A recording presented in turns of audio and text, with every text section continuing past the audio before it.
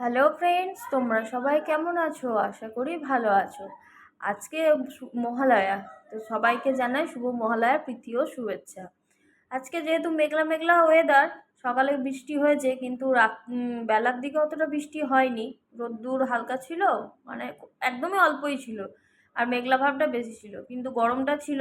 তা ও আজকের ছুটির দিন, যেহেতু গান্ধী বার্থডেও আছে, এই জন্য ওদের সব দোকান ছুটি, ওই জন্য বাড়ি রয়েছে ওর দাদা বলে, বললাম চলো ওকে একবার স্নানটা করিয়ে দেওয়া যাক। তো ওই দুজনে মিলে এখন ওকে স্নানটা করাচ্ছি। ও তো স্নানের টাওয়ালটা যেই আমি নিয়েছি, ও তো মনের আনন্দে খুব লাফালাফি করে নিল। যদিও সেই সময়টা আমি রেডি ছিলাম না বলে ভিডিওটা নেওয়া হয়নি। তো এখন স্নান করছে লক্ষ্মী ছেলের মতন। তো এখন ওই শ্যাম্পু দিয়ে পরিষ্কার করে স্নানটা করিয়ে নেওয়া হচ্ছে। আর স্নান করলেও খুব আনন্দ হয়। যদি একবার বলা হয়েছে যে জুডো তুমি কি আজকে স্নান করবে, ও তো সঙ্গে সঙ্গে পুরো রেডি। এই দেখো, শুধু শ্যাম্পু শুধু চেটে চেটে খেয়ে নিচ্ছে। ওর অনেকক্ষণ টাইমও নেয়, যেহেতু এতটা শ্যাম্পু লাগে, মানে লোম তো আছে গায়ে, ওই জন্য। তো এবার স্নান টান করিয়ে নেওয়া হচ্ছে, তারপরে গিয়ে ওকে খাওয়ানো হবে। ইস দেখো কিরমভাবে গায়ে ঝাড়া দিচ্ছে, পুরো ভিজিয়েই ফেললো। মহালয়াতে সবাই গঙ্গা স্নানে যায়, আর ওকে আজকে আমি কলপাড়েই স্নান করিয়ে দিয়েছি। তো এখন ও এবার একটু কুই শুরু করেছে, তার কারণ হলো ও বেশি যত জল নেয় না, এর আগেও তোমাদের বলেছি। তো যাই হোক, এবারে ঠান্ডা ঠান্ডা একটু লাগবে, অতক্ষণ ধরে অতটা জল দেওয়া হচ্ছে বলে নিতে চাইছে না। আর আর মাথায় জল একদমই নিতে চায় না, মাথায় জল পড়লে মনে হয় পাগল হয়ে যায়।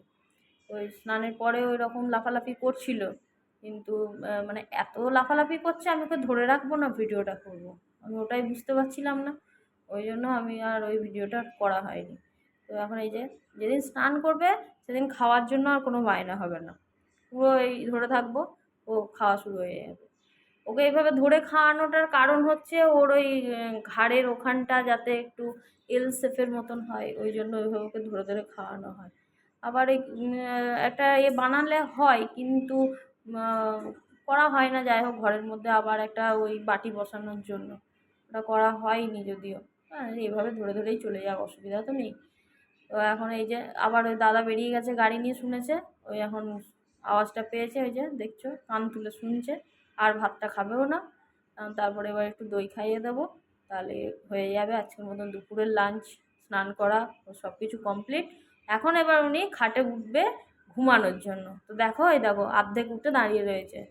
ওর একটু ভয়ও আছে, কারণ যেহেতু একবার খাটে উঠতে গিয়ে পড়ে গেছিলো। তো আজ এই পর্যন্তই বন্ধুরা, টাটা।